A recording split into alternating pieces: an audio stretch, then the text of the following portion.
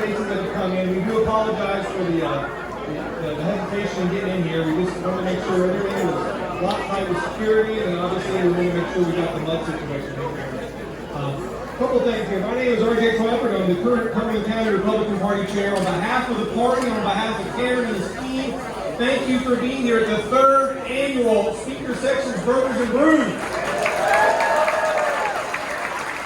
So, as the chairman, I guess I get the luxury, the privilege. Some people, I don't know, they kind of get you all riled up and get you focused in before we get into the main event. So, before we get started, we always like to start with a prayer and a pledge. So if you don't mind, I'm going to call up my good friend, Cumberland County Mayor Alan Foster, to do the prayer, followed by Greer, the second in charge, to do the pledge. Thank you, everybody. What a great crowd tonight. Who's proud of our speaker for the House? We're so grateful. I'm so grateful. When you see the speaker and these other legislators interviews, they look to him and shake their hand and thank them for the courage they have to keep the swamp of Washington, D.C. out of the Tennessee House of Representatives. I'm so grateful.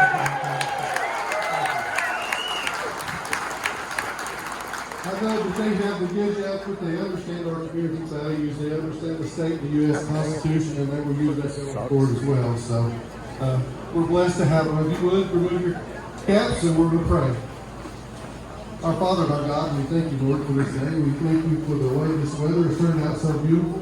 And we thank you for the opportunity to gather here to be with all these leaders from the various levels of our government, Father. We pray that you would be with each and every one of them, that you would give them the courage to move forward in the face of tough times. We again ask you to give them the wisdom to make the decisions they need to be made, and just bless them as they go throughout the jobs that they have to do, Father. We ask you, Lord, we thank you for the meal that has been provided to us today, Lord, and we just ask that you would bless it to the nurse of our bodies. In Jesus' name we pray. Amen. Amen. Now we're going to have Greer Sexton come up with the pledge.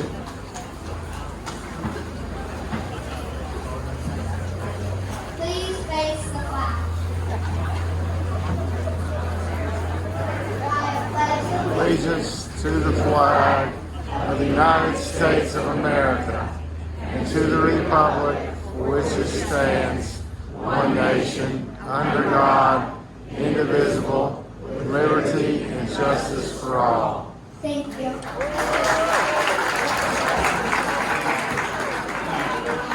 All of you that live in Cumberland County, this guy has done an amazing job, has he not? Is our from doing broadband to helping us get our roads and streets, he helped instrumentally getting more money into the county roads department and helping the streets done. He's a countless guy and trying to make sure that he does right by us. As your city mayor, I didn't say that. That's not how I'm there.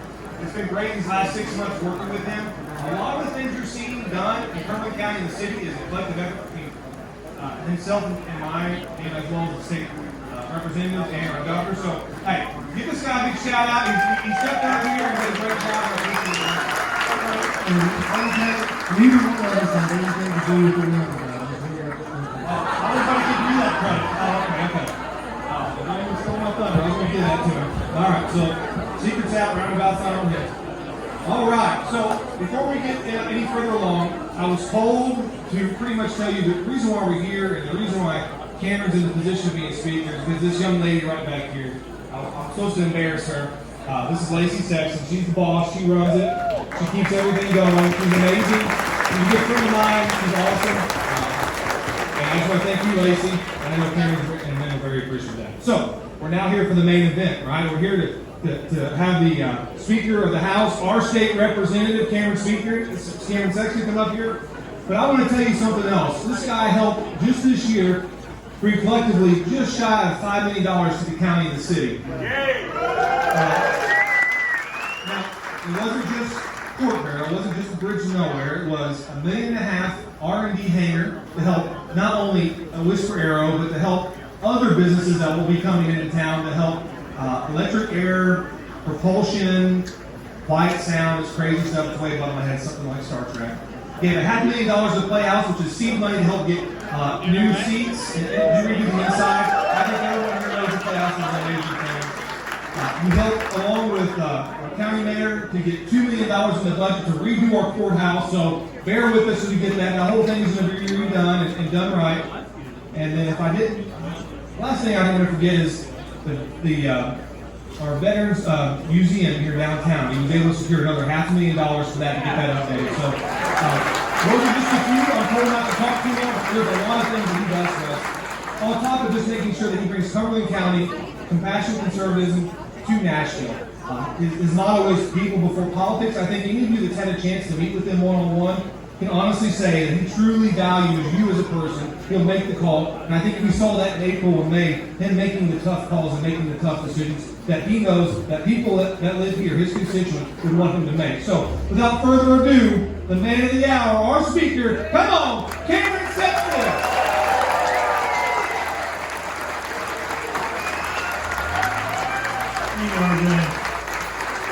Thank you all so much. I'm going to tell you, this is a lot better crowd than in April, so thank you all for that. We had some fun. Let me just say, there was a report out there that there was a traffic jam coming up Highway 70, and they thought there was a new Buc-ee's coming over here on the So we solved that for them real quick. But it's wonderful. Thank you all for coming out today. I know today we had some rain and another band of rain. And thank you all for standing strong and coming out and supporting us and supporting other elected officials who are here. Also, I want to, if you're a local elected official, I know there's a lot here. If you could stand so we can just give you a round of applause for what you do for our community as well, that would be wonderful. I know there's some around through here.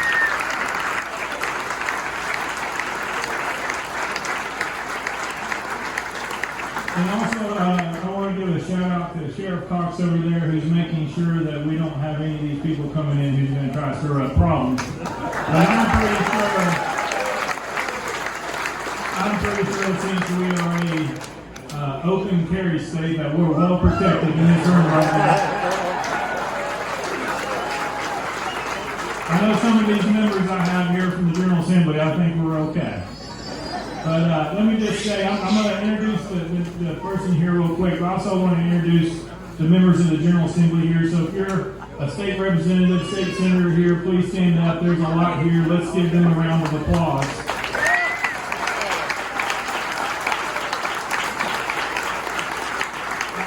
I serve as your state representative. I serve as their speaker. You elect me state representative. They elect me speaker. I could not do this job without you and without them. But let me just tell you, this year when we went through our little issue, they stood strong. They stood up against the forces, and they pushed back. And what I can tell you is other red states are doing the same thing in their states right now.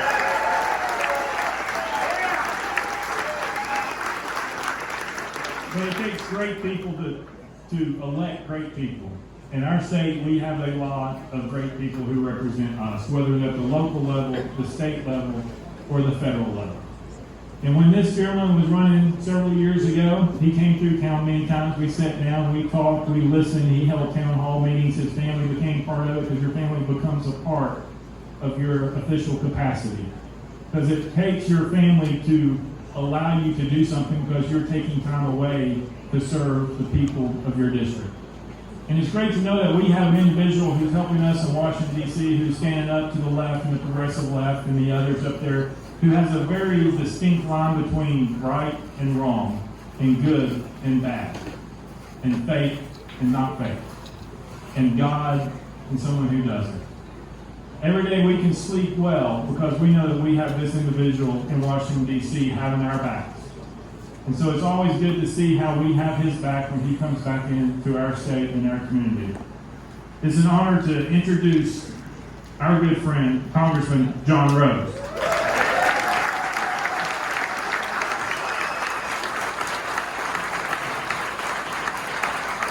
Thank you, Speaker Sexton. Wow, what a great crowd. It's great to be with you today, and it's a great pleasure and honor to represent the good people of the 6th District of Tennessee and Washington. And I want to just say, as I stand here in this beautiful setting and think about how blessed we are to live in this great state, and how blessed we are to have such God-fearing, conservative leadership here in Tennessee. And every day that I go about my work in Washington, representing the people of the 6th District of Tennessee, I ask myself a question. And I say, is whatever is in front of me today, is it going to make our country more like Tennessee? Or will it end up making Tennessee more like the rest of the country? And I answer that question every time with, if it will make this country more like Tennessee, then I probably ought to support this. And I am so thankful, yes. So thankful that we have God-fearing conservative leadership right here in Tennessee, and our Speaker of the House, Cameron Sexton, who I get to share Cumberland County and part of Putnam County with, and the other areas that he has represented and represents now. I'm so proud every day to know that we're friends and that he is here minding the store along with Lieutenant Governor McNally and Governor Lee. And so thank you, Speaker Sexton, for who you are and for what you do. And thank you all again for the opportunity to represent the people of the 6th District.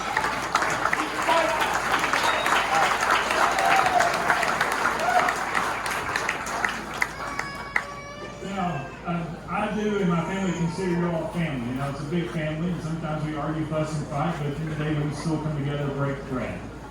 But there's very few people in my life who've known me for a long, long time.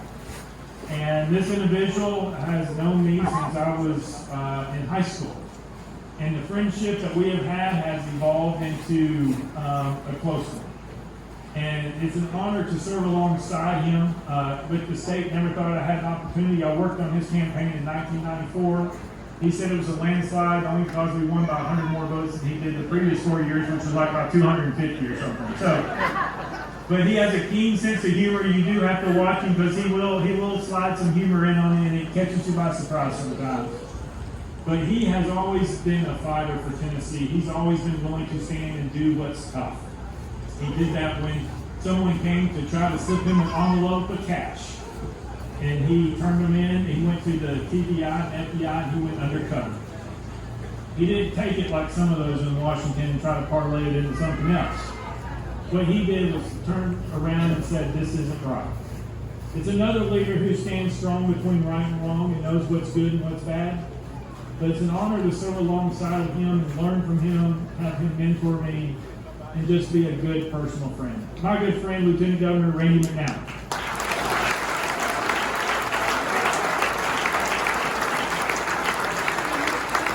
Thank you, Cameron. It's a real pleasure for me to be here. I recall the first time when I ran for office, I went up to Conley Sharp's store up in Andersonville, and there were some guys sitting on a bench out in front. And I handed them my card, told them who I was running for state representative. One of them looked up at me and looked at the card, and he said, yeah, we were just laughing about that a few minutes ago. But luckily, I survived the first election, and thanks to Cameron, survived one of the toughest elections because it came right after the Rocky Top investigation. It was about a 3 or 4 year investigation. And I took a few hits from some of the old heads down there, but survived it. But Cameron, I've learned a lot from him. I've learned what it is to be a great leader, what it is to care so much about the people he represents. And he has one of the strongest moral compasses of anybody in the legislature. I mean, he does exactly what is morally right and correct, and you can count on him for that. And it's a pleasure for me to come up here and just be with him and be with y'all and just say thank you so much for electing Cameron Sexton. And let's keep him coming back either as a state representative or maybe something higher in the future. But thank y'all very much. Thank you.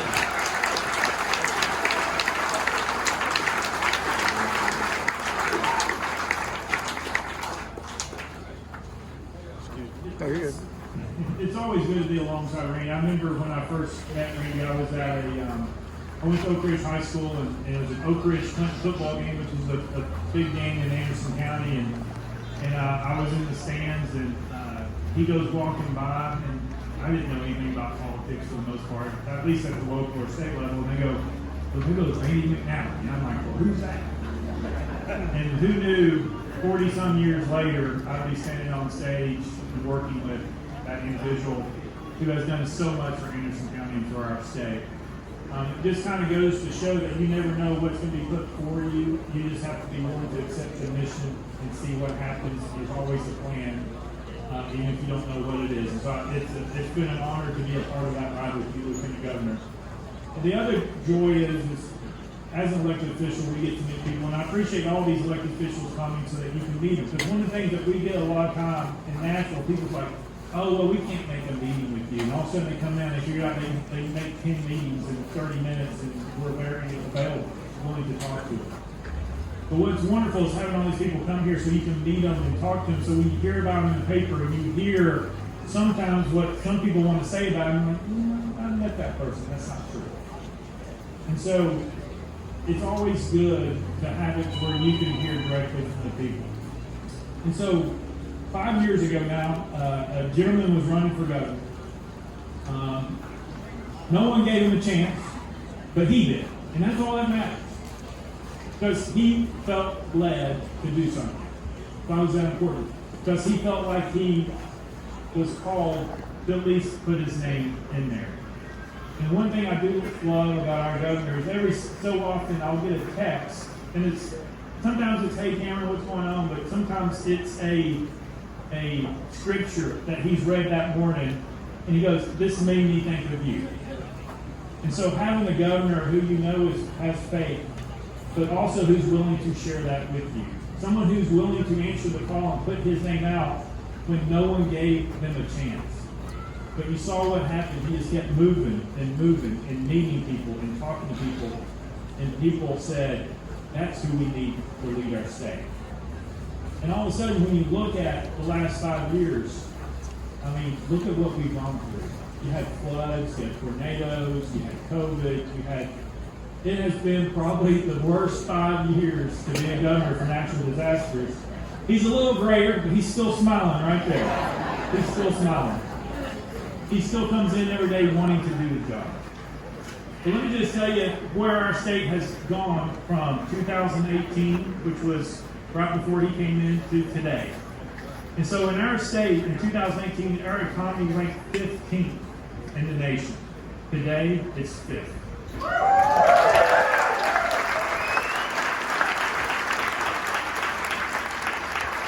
Infrastructure, we were 5th, and today we're 3rd.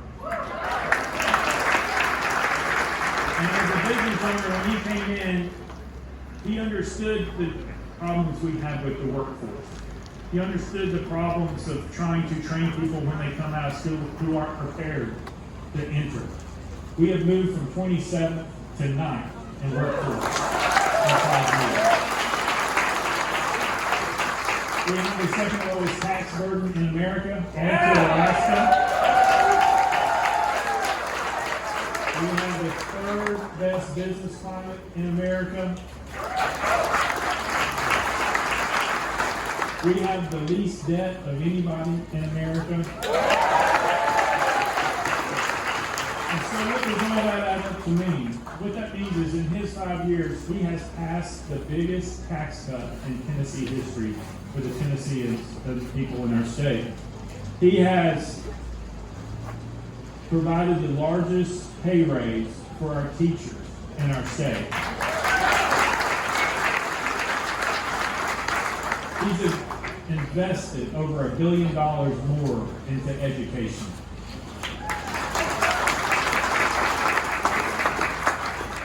He has come in and single-handedly changed how we do technical and career schools, or what some people call vocational schools in our state. And now, when you're in high school or you're looking for a skill set or you're looking for a certificate, there is no reason other than you don't want to do it to not be successful in the state of Tennessee. And so, the final thing I'll say about our governor is when he became governor, when he traveled all the states, 2-3 times, or counties 2-3 times, a lot of times. On a tractor once and a bus the next. I think I'm gonna try to get him a walk sometime here in the future, see if we can do that. What he always heard about was about rural communities not feeling like that they've been taken care of, that they've been lost, and that they haven't been getting the same treatment that the other bigger counties have because the economic driver were not in those counties. The first thing he did is say, I'm going to go and I'm going to help rural communities in our state. When he took office, we had distressed counties. In 5 short years, he has cut half of those distressed counties are no longer distressed. And so, he's a governor, he's a great man. He's a man who believes in faith. He will share it with you, but he also believes in you. And so we believe in him. And I remember hearing when he came through on the campaign trail, a lot of y'all came into the bus tour, and the one thing that sticks, and I always steal the line because I want to say it before he gets here, is people came up to him, and the person in Crossville, I think they were Crossville, just to the governor. The governor goes, why did you move to Tennessee? They go, because it feels like America. And that's the leader that we have. Someone who's willing to make Tennessee feel like America. Our governor, Bill Lee.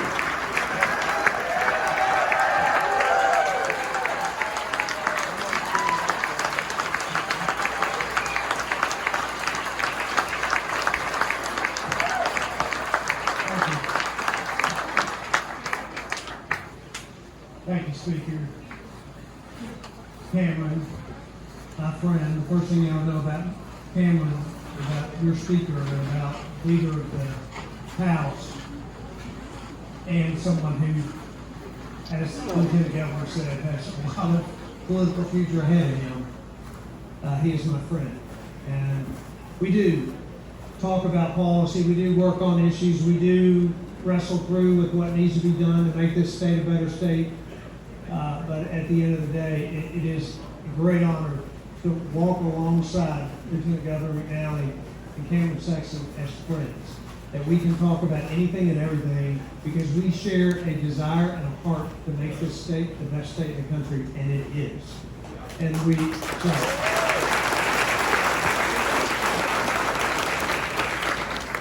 so the other thing, Cameron stood up here and said, you know, he did this and he did that and he did this.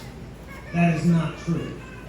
A governor does not create a state and the environment that it's in. The people do that.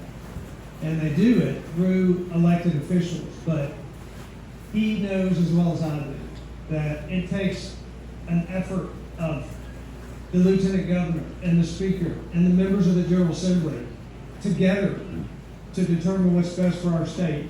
We together have made Tennessee the lowest debt state in the country, one of the lowest tax. We together have created a state where people feel like they've moved back to America when they come here. And many of you I met even here tonight. I've already met multiple people who said I moved here from here and here and here. And you know that feeling. You know that there is something very different about this. Not only do we live in the best state in America, but my goodness, we live in the most beautiful state in America, too.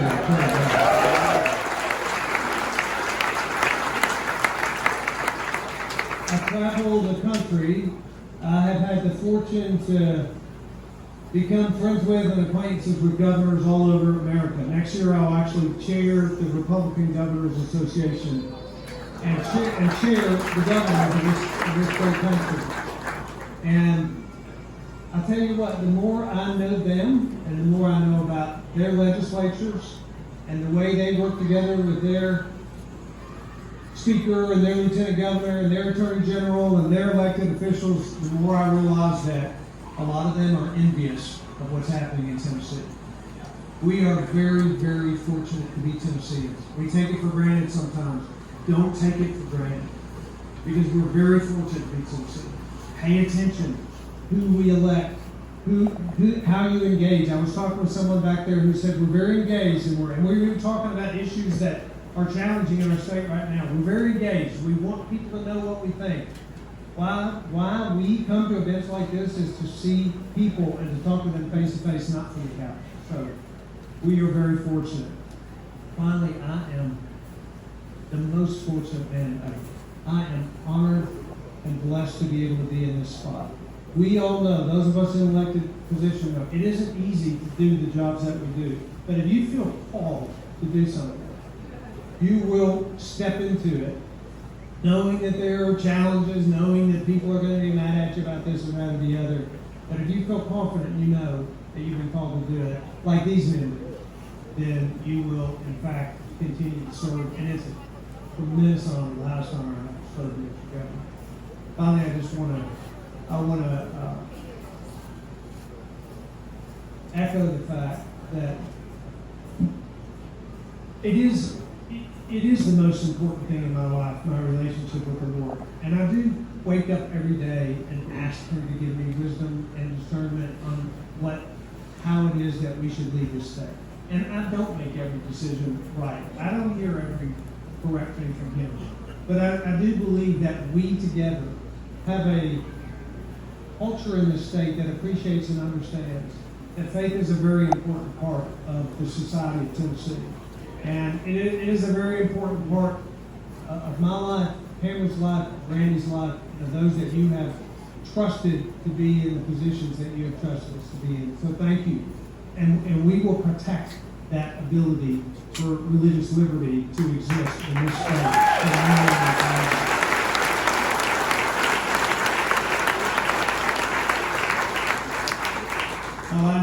My last word to you is thank you.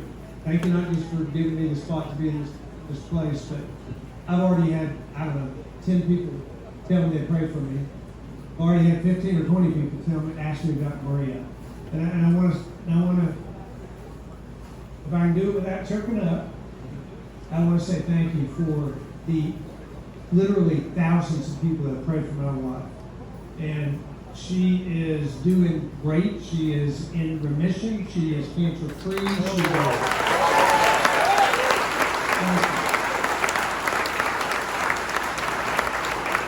And she said for me to thank you, and I'm confident that in part it's because of the thousands of people that have prayed for her. Everyone doesn't have the outcomes that we have had, and we're continuing to pray it stays that way, but I just have to say thank you for you.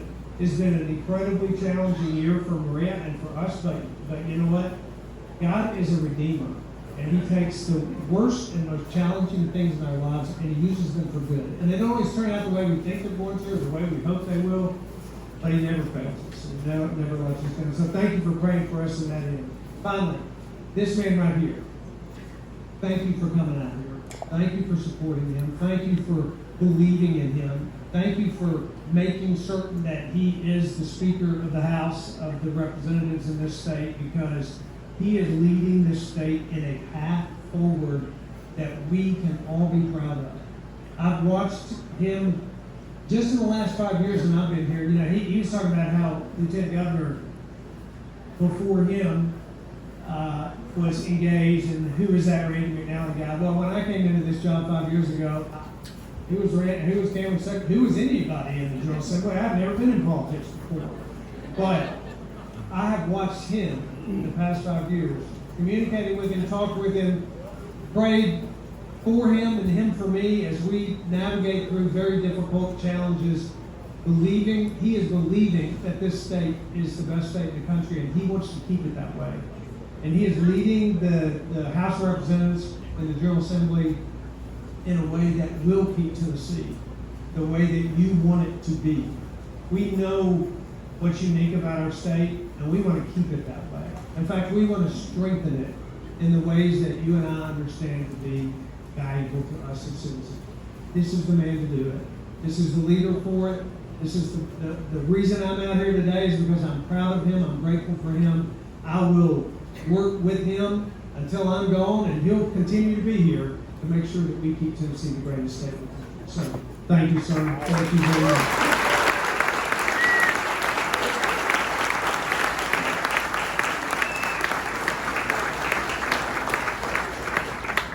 Thank you, Governor. That was very kind of you. I think we capture all that on audio and video so we can use it later. Thank you.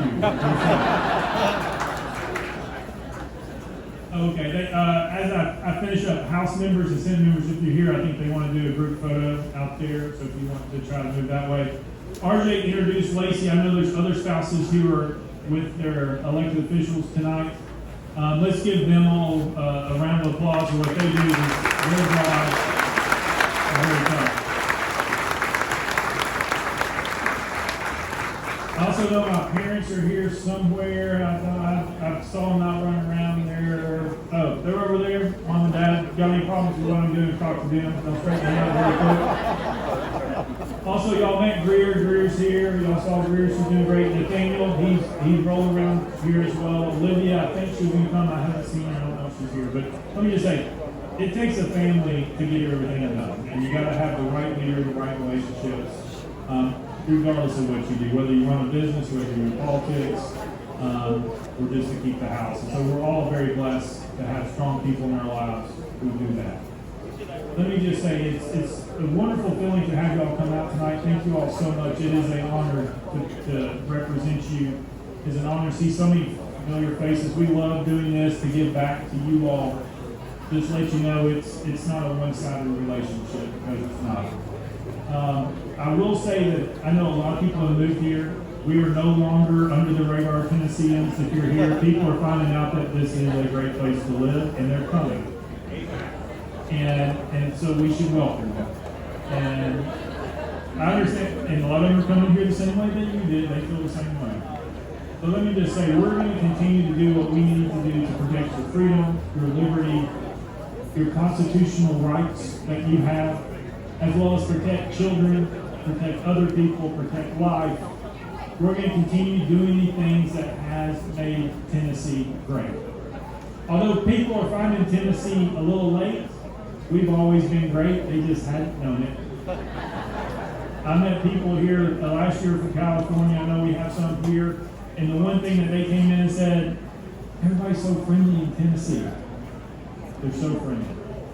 And that says a lot about the people that we have. Because it's great to live in a community and in a state where people will still talk to each other, where people will wave to the neighbor, where the people will mow the neighbor's grass when they're away. Hey, I'll give you my address here if they're interested. I'm going January to May for session. But look, we are very blessed. And I will say this, I know one of the things that we went through this year was tough because the left wanted to do what the left wanted to do. But I know I was raised, and I try to raise my kids to be raised the same way, is you have to obey the rules and what the decorum and what you're supposed to do. When you don't, there is a consequence. And I know there's a lot of sayings out there that they said, oh, we turned off their mics because they weren't following the rules, or we were taking away their voice because they were just leading a protest on the House floor with bullhorn. I don't know who does that in America. No longer in Tennessee is that loud, I can tell you that right now.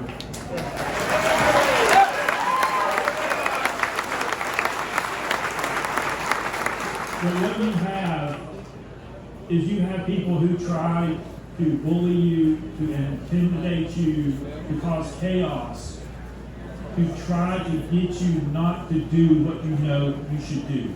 They don't want you to speak. They don't want you to share ideas. So they try everything they can to put you back through words and actions and posts to try to have you not share or state what you believe. We live in a country where that should be it every single day. Whether you agree or disagree, you should never try to silence someone else in the way that they did it for us in March and April. And then on top of it, what they try to do is take away your joy in life. That's really what they try to do. Let me just say, no one can take away your joy. Only you can take away your joy. You're the only one. It shouldn't matter. I know it hurts when people say stuff. I get it. I know things can be bad. But at the end of the day, if you have faith that's strong and you believe in a God, it doesn't matter what people say to you. It only matters what you believe and where you think you're going to go when you die for eternity. If you have that,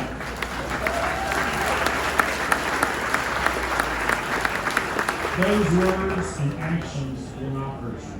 You may get mad, you may get upset, you may get depressed. But just remember, you are the keeper of your joy. You're the keeper. And it's okay to smile and laugh and do other things that you should do. People ask me all the time, I know I look younger than what I am, but I grew up in the 70s. And I have my staff's here, my staff is here. Love to introduce them. And then, all the staff and the family who are here this morning as we're trying to get this ready, let's give them a round of applause because they sat here before our round started.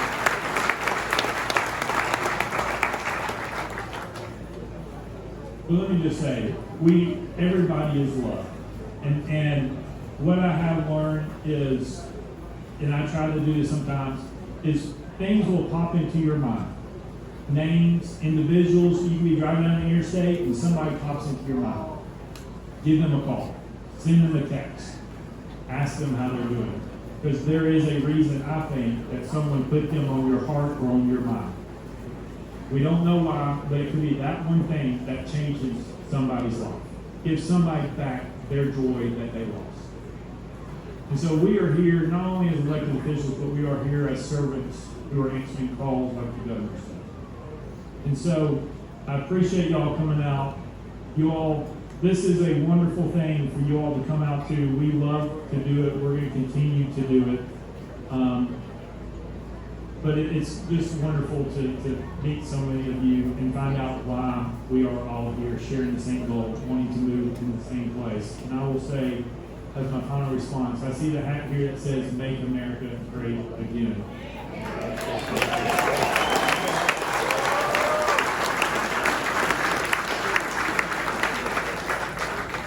Tennessee's great, our community's great, and I know